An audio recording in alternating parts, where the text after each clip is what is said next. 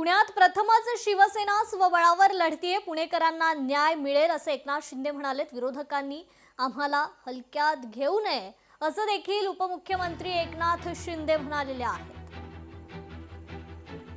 आमचा अजेंडा जो आहे तो विकासाचा अजेंडा आहे। विरोधकांनी आम्हाला हलक्यात घेऊ नये। शिवसेना एक मजबूत पक्ष आहे। नगर परिषदेमध्ये चांदा ते काही लोक म्हणाले शिवसेना ठाण्यापुरती मर्यादा आहे। आम्ही दाखवली शिवसेना चांदा ते बांधापर्यंत आहे। आणि जे आता विरोधक आहेत जे आमच्या विरोधामध्ये काही मोठी मोठी भाष्य करतायत, शिवसेनेला कमी लेखतायत, पण मी आपल्याला एवढंच सांगतो, शिवसेना विरोधकांना देखील कात्रजचा घाट दाखवल्याशिवाय राहणार। तर कल्याणमध्ये उपमुख्यमंत्री एकनाथ शिंदेंच्या 2 जाहीर सभा आहेत। सभेची जय्यत तयारी सुरू आहे। राजकीय नेते आता प्रचारासाठी मैदानात उतरलेले आहेत।